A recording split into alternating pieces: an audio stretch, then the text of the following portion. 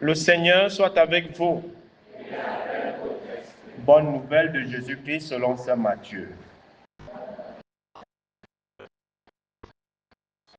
Matthieu au chapitre 4, les 11 premiers versets. En ce temps-là, Jésus fut conduit au désert par l'Esprit pour être tenté par le diable. Après avoir jeûné 40 jours et 40 nuits, il eut faim.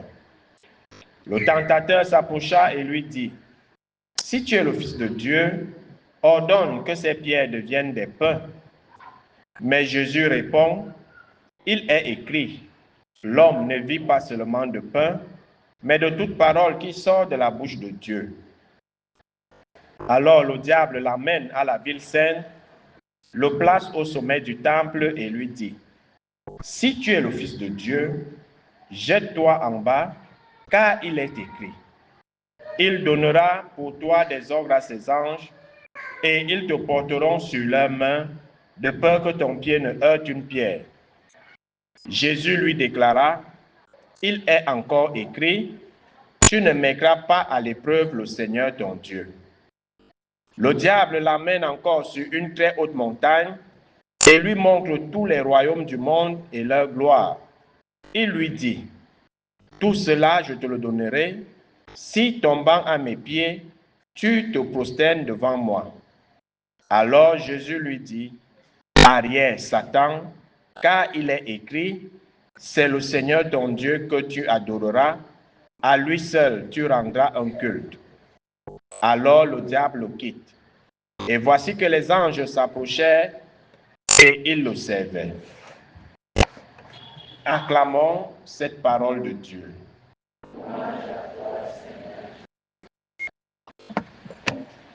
Bien-aimés de Dieu, chers frères et sœurs en Christ, loué soit Jésus-Christ. Loué soit le saint nom de Jésus-Christ. Bonjour à tout le monde. J'espère que la semaine a été et que vous avez bien débuté votre carême. Voilà, on espère qu'au sortir de ce carême, il y aura des changements positifs, qu'on ne sera plus les mêmes personnes à la fin de ce temps de carême. Aujourd'hui, nous célébrons le premier dimanche de carême, année liturgique A. Et il est question du dimanche de la tentation du Christ, où le Christ, ayant jeûné 40 jours et 40 nuits au désert, à la fin de ces 40 jours, il eut faim, et c'est en ce moment que le diable vient pour le tenter. Nous allons toujours remarquer que le diable va toujours nous tenter quand nous serons dans le besoin. Quand tu as, il ne te tente pas. Mais quand tu n'as pas, quand tout va mal, quand le besoin se fait ressentir, c'est là où les tentations commencent. Les tentations en elles-mêmes ne sont pas un péché, mais c'est succomber à la tentation qui est un péché. Parce que nous serons toujours tentés, et c'est là où notre libre arbitre est mis en exergue, est mis à l'épreuve. Est-ce que je vais céder? Est-ce que je ne vais pas céder? C'est là où on veut voir la force d'esprit que nous avons, ou la force de notre caractère. Est-ce que nous cédons facilement ou nous résistons? La chair est faible, l'esprit est Adam. Mais l'esprit ne peut être Adam que s'il est nourri. Et s'il est nourri de toute parole qui sort de la bouche du Seigneur. Si notre esprit n'est pas nourri, alors on se laissera entraîner par nos penchants. On cédera facilement à la tentation qui va frapper la première à la porte. Et beaucoup de nous aujourd'hui, nous n'avons plus cette force de caractère, cette force d'esprit pour lutter contre les tentations, pour lutter contre nos passions. Oh, les deux enfants là, séparez-vous, faites vite. Un passe à son l'autre côté.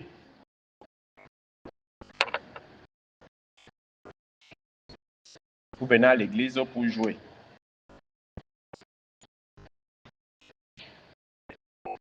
Nous savons que le temps de carême c'est un temps de combat spirituel. Et le combat spirituel, ce n'est pas forcément ici contre les forces des ténèbres, mais c'est d'abord contre nos penchants mauvais, contre nos désirs, contre nos inclinations. Nous devons d'abord combattre contre nous-mêmes. Et si nous sortons victorieux de ce combat contre nous-mêmes, alors on pourra résister aux tentations extérieures. C'est ça le temps de carême. C'est pour ça que c'est un temps de privation, d'abstinence. Et les armes idoines pour ce temps de carême, c'est les armes de Dieu. C'est la prière, c'est le jeûne, c'est l'aumône, la charité, la pénitence.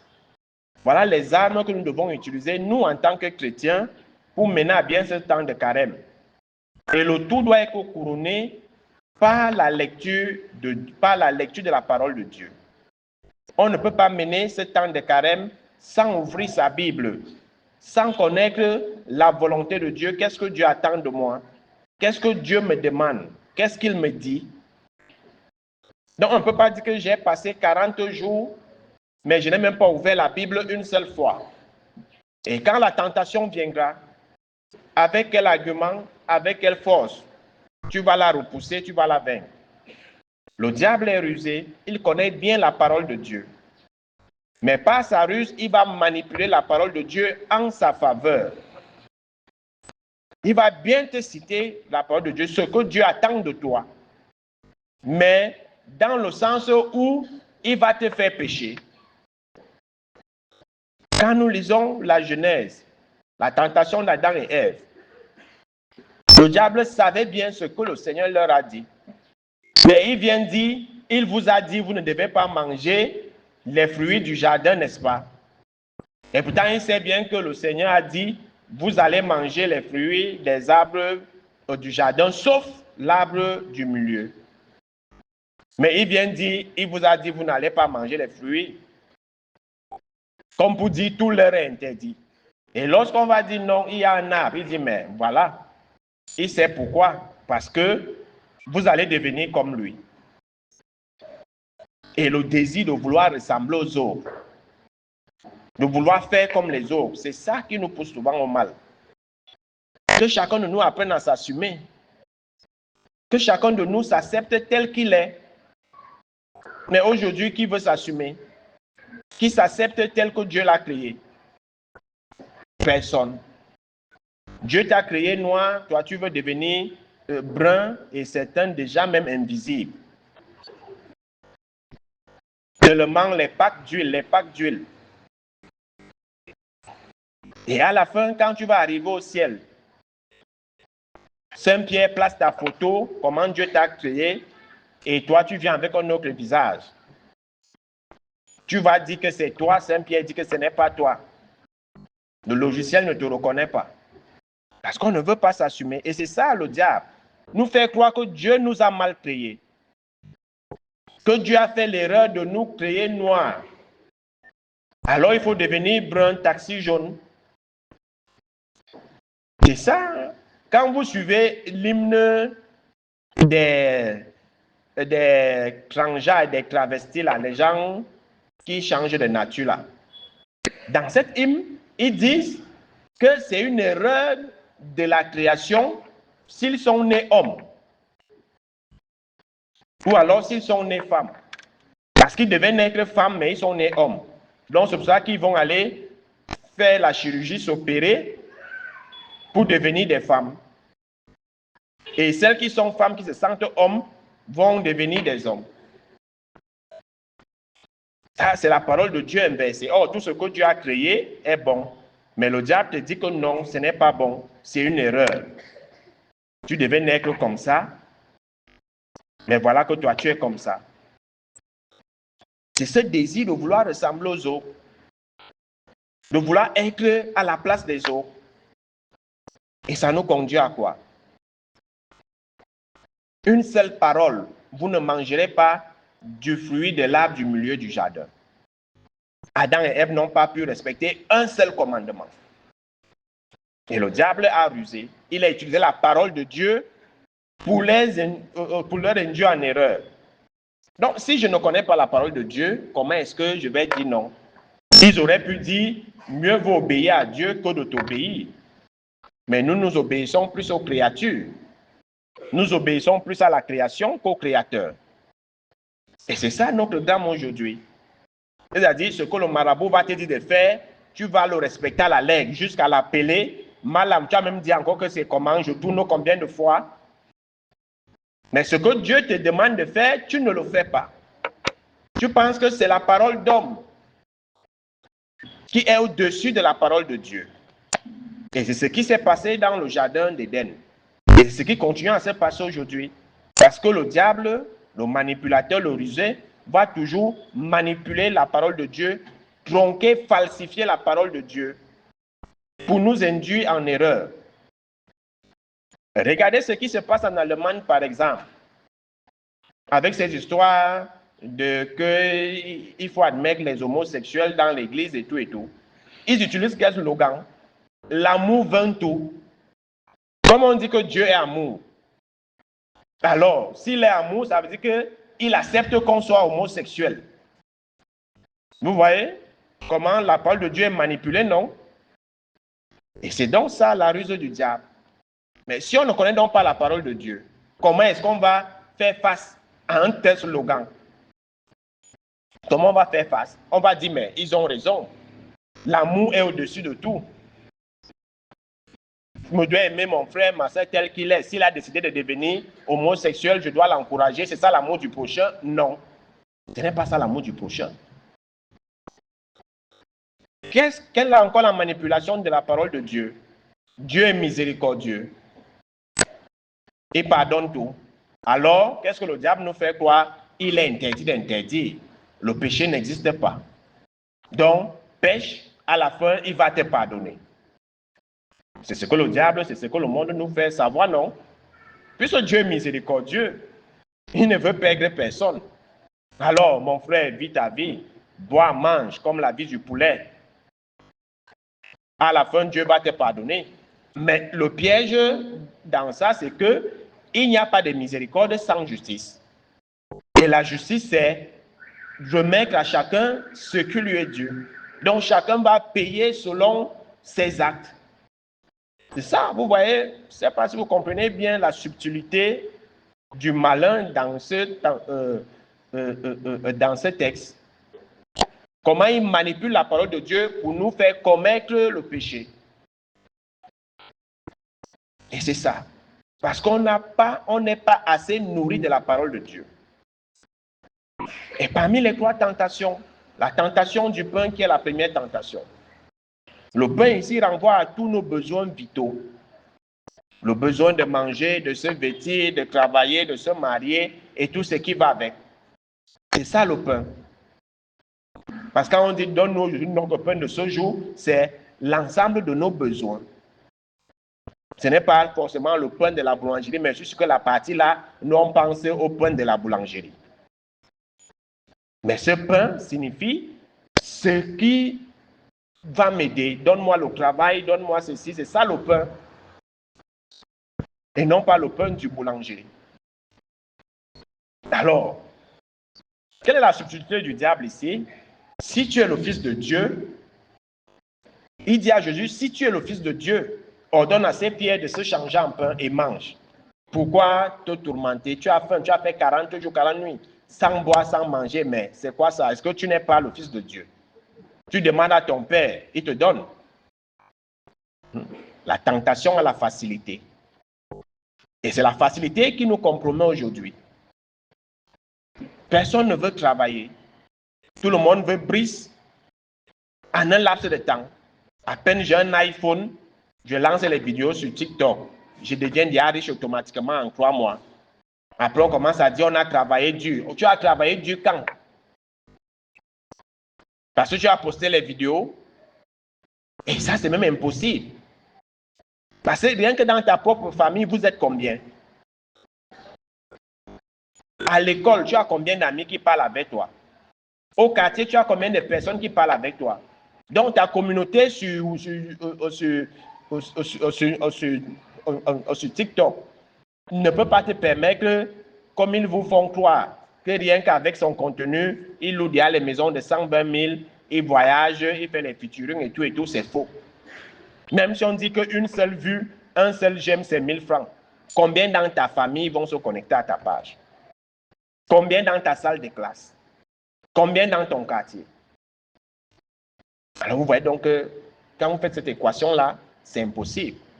Quand en un laps de temps, toi tu es déjà le plus TikToker, le plus influent. Et cette tentation est la facilité. Au lieu de travailler, l'on mangera la sueur de son front. C'est parce que nous avons désobéi que justement, nous méritons cette peine. Mais toi, tu te dis qu'avec le téléphone, tu vas vite devenir riche. La facilité. Et cette facilité qui nous pousse à nous compromettre, à accepter des choses qui vont ternir notre dignité. Même dans le manque, même dans le besoin, pensons toujours à notre dignité. Ne jetons jamais notre dignité aux chiens. Et c'est là où le diable nous attend toujours. On va te faire des propositions indécentes. On va te dire, si tu veux ceci, il faut faire cela. Si tu veux ceci, il faut donner cela. Si tu veux faire ceci, il faut entrer là. Si tu veux ceci, mets ta main ici. Mets ta main, voilà. Cette tentation du pain qui pousse beaucoup de nous à aller partiser avec le diable. À aller se faire blender. À aller chercher les potions, les huiles attirantes et autres. Pour que quand tu passes, on te voit. Que ce soit rien que les grosses voitures qui te sifflent. Mais au prix de quoi? Moi, ça m'étonne souvent de voir une jeune fille, 15, 17 ans, qui se vante d'avoir un iPhone 17. Qu'un sugar daddy lui a donné, ou je ne sais pas qui. Mais pourquoi ne pas demander à sugar daddy de t'acheter le terrain ou de t'ouvrir un fonds de commerce? Le iPhone, c'est quoi? Vous voyez donc, c'est comme ça le diable. C'est-à-dire, il vous ferme les yeux avec le bling-bling. Et tu te balades avec le iPhone 17, mais tu n'as pas la connexion. Toi qui demandes encore la connexion de 100 francs aux gens. Est-ce que ça fonctionne avec la connexion de 100 francs? C'est toi qui vas aller demander au voisin, à la voisine, donne-moi un peu de sel. Mais télécharge le sel avec ton iPhone 17. Puis quand tu te balades, tu montres seulement comme ça. Vous voyez comment on est? C'est-à-dire ce désir du pain, cette facilité. Demandez-leur de vous construire une maison ou de vous trouver un travail, que de vous donner les iPhones. Mais je ne suis pas en train de dire d'aller vers ces hommes. Quel est cet argent qu'on peut avoir facilement? En une nuit, on te donne 500 000, 1 million. C'est quelle facilité ça? Ça, c'est la compromission. Parce que j'ai faim, parce que j'ai soif, parce que je suis dans une famille pauvre, il faut s'assumer. C'est ça qui a tué Adam et Ève. Ils ont voulu ressembler à Dieu. Et pourtant, ils avaient tout. Donc, faisons attention à nos désirs. Ce sont ces désirs-là qui nous poussent à nous égarer et à tomber sur le diable qui va nous proposer des choses indécentes pour avilir notre dignité. Et beaucoup parmi nous, nous sommes champions en ça. Quand quelqu'un vient te voir pour un problème, tu lui dis, bon, je vais bien t'aider, mais tu sais quoi faire. Tu es le diable quand tu fais ça. Tu n'es pas différent du diable qui a tenté Jésus. Si tu ne peux pas aider, dis que tu ne peux pas aider. Arrêtez de faire des propositions indécentes aux gens. Tu sais, la vie n'est pas facile, donc pour que tu te donnes, il faut aussi donner quelque chose en retour. Et si c'est une femme, tu sais quoi faire. On passe derrière le bureau ou vient chez moi à 20 h. Il faut arrêter ça. Si vous ne pouvez pas aider, vous laissez. Vous laissez. Et c'est vice-versa. Les jeunes garçons qui cherchent les sugar mommy. Parce qu'elle te nourrit, elle te loge. Tu vends ta dignité et tu te vends. Il y a une matière là qui me met à l'aise. Entre-temps, tu ne penses pas à lui dire que tu n'as aucune qualification professionnelle, qu'elle te trouve un travail. Mais tu es content, tu es vauclé là. On pose la main sur ton ventre. B, tu veux combien? Tu m'as dit que il te faut combien pour ta montre là? À quoi ça va servir? Et quand la sugar mami va finir de te vider, il va chercher un autre jeune qui a encore l'étoile. Et tu vas te retrouver avec quoi? En train de recommencer, et tu vas commencer à revendre tout ce qu'elle t'avait donné. Parce que tu n'as plus rien. C'est un peu intelligent. C'est parce que j'ai faim qu'il faut aller tirer le diable par la queue. Qu'il faut aller pactiser avec le diable, coucher avec le diable. Qu'il faut aller me faire laver à minuit dans les rivières sales. C'est parce que la vie ne donne pas. Qu'on va m'amener n'importe où et partout. Non. Donc faisons attention. La deuxième tentation du Christ, c'est celle du désir de la gloire. La gloire, le pouvoir. Il faut que quand je passe, on dit voilà le président, voilà le boss, le porteur capricieux. Si tu es le Fils de Dieu une fois encore, jette-toi. Et le diable va encore utiliser la parole de Dieu, le psaume 91. Car il est écrit, il donnera ordre à ses anges de te porter sur leurs mains pour que ton pied ne heurte une pierre. Le diable utilise toujours la parole de Dieu. Mais Jésus va lui dire, il est aussi écrit, tu ne mettras pas ton Dieu à l'épreuve. Le diable connaît bien la Bible. Et si nous, on ne connaît pas la Bible, la parole de Dieu, comment on va se défendre face aux tentations, face aux paroles mielleuses de ceux qui savent nous haranguer? Comment on va savoir que ici, là, non, Dieu ne propose pas une telle facilité comme ça. Ça, il y a un piège. Il dit, si tu es le Fils de Dieu, toujours le proving, le montrant, c'est ça qui veut nous tuer. C'est ça qui va nous tuer. On va montrer quoi? On va prouver quoi à qui? On va montrer, on va prouver quoi à qui? Le tigre ne réclame pas sa tigritude. Il sait qu'il est le tigre. Donc, quand il veut bondir sur un animal, il bondit sur sa proie. Il n'a pas besoin de venir là. Oh, je suis le tigre, tu ne me vois pas. Tu veux que je te prouve que je suis le tigre. Il n'a pas besoin de ça. Il bondit, c'est fini. On n'a rien à prouver à quelqu'un. On n'a rien à montrer à quelqu'un. Et c'est parce qu'on recherche la gloire, le pouvoir, pour montrer qu'on est aussi ceci, qu'on a cela, qu'on peut ceci, on peut cela. Et regardez tous ceux qui ont reçu leur gloire, leur pouvoir et leurs honneurs du diable. Comment ils sont dans la société? S'ils sont dans les hautes sphères de la nation, du gouvernement, regardez comment ils gouvernent. Est-ce qu'ils sont humains? Est-ce qu'ils sont sensibles aux souffrances du bas peuple? Non, parce qu'ils ont reçu leur gloire du diable. Ils ont reçu leur pouvoir du diable, ils ont reçu leur nomination et leur poste et leur affectation du diable. Alors, ils ne peuvent que régner en écrasant, en tuant, en anéantissant. Et suivez mon regard dans notre pays. Si leur pouvoir était vraiment venu de Dieu, ils allaient savoir que le pouvoir que Dieu te donne, c'est pour le service. Et non pas pour se servir et asservir. Et c'est qu'il faut faire tout et tout pour rester au pouvoir. Tout et tout. On a annoncé le gouvernement, il n'arrive pas. Il n'arrive pas. Voilà, lorsqu'on prend que le diable nous dit, voilà, prosterne-toi. C'est ça justement le pouvoir du diable. Parce qu'on se prosterne devant lui.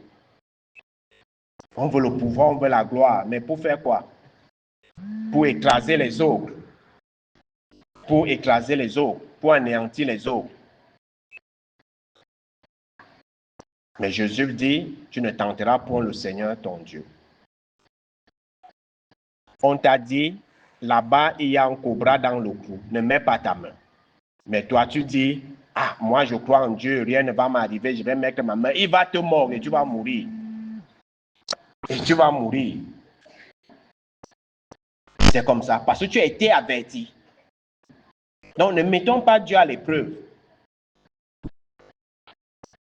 Quand on te met en garde, c'est Dieu qui te parle à travers ceux qui te mettent en garde.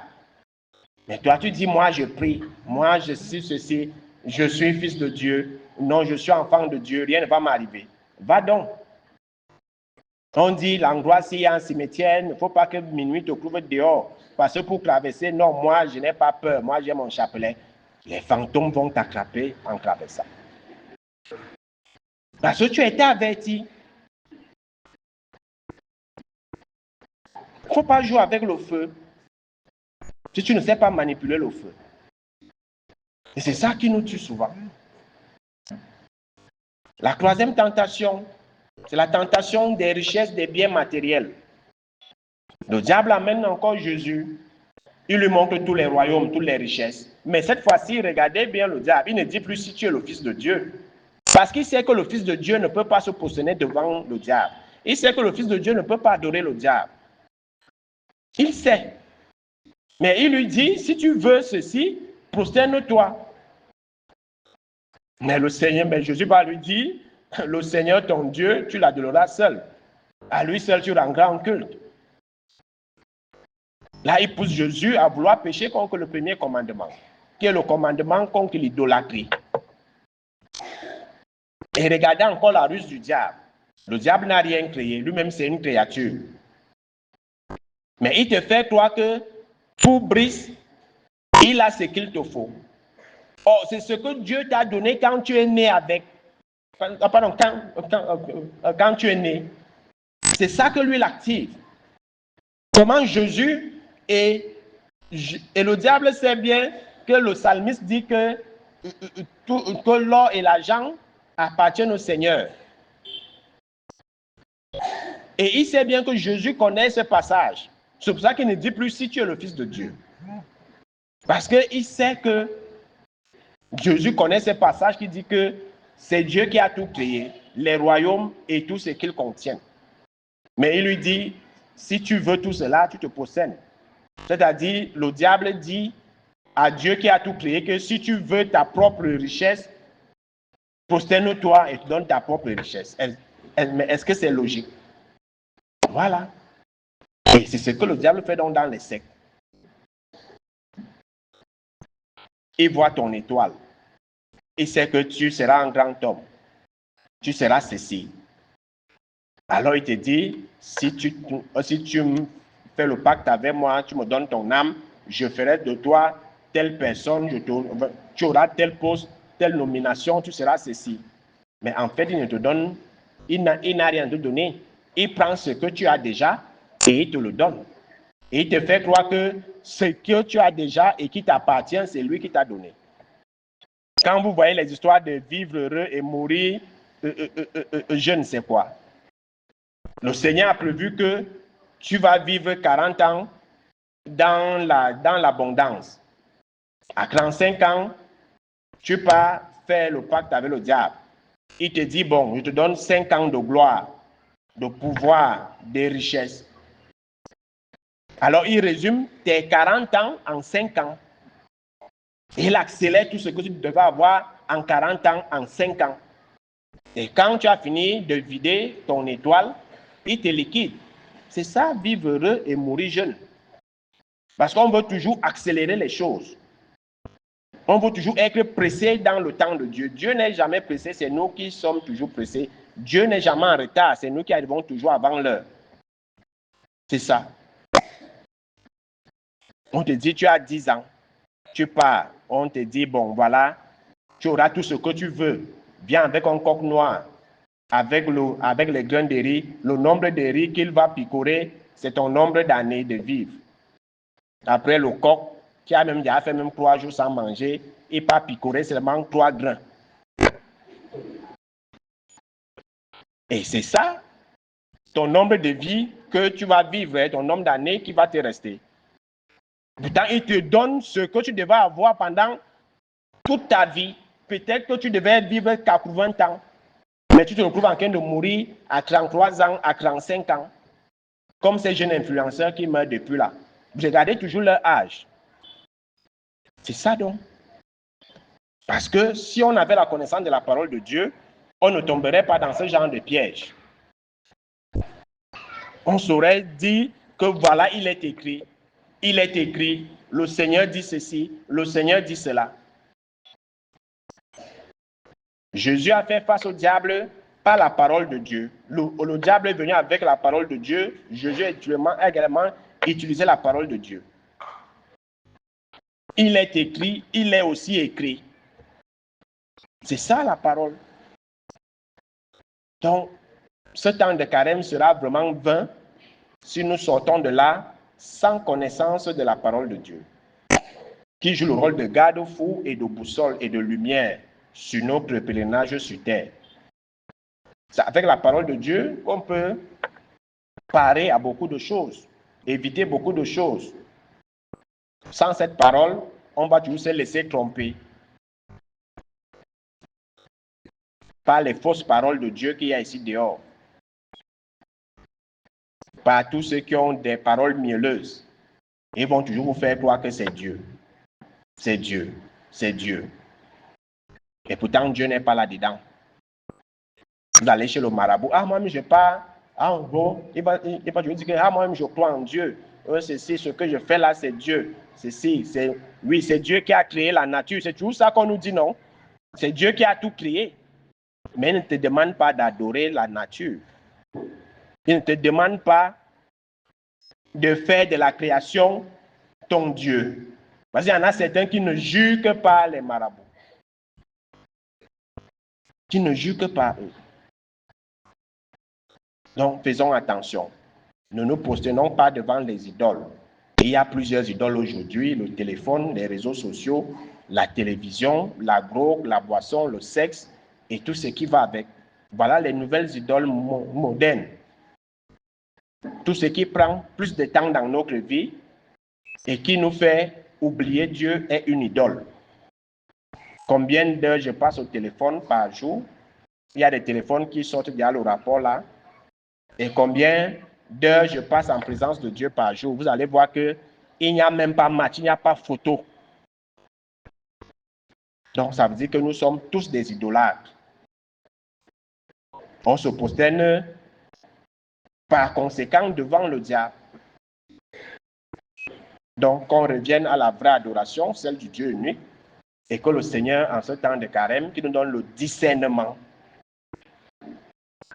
pour démasquer le vrai du faux, la vraie parole de Dieu et la mauvaise parole de Dieu manipulée et falsifiée. Loué soit Jésus-Christ.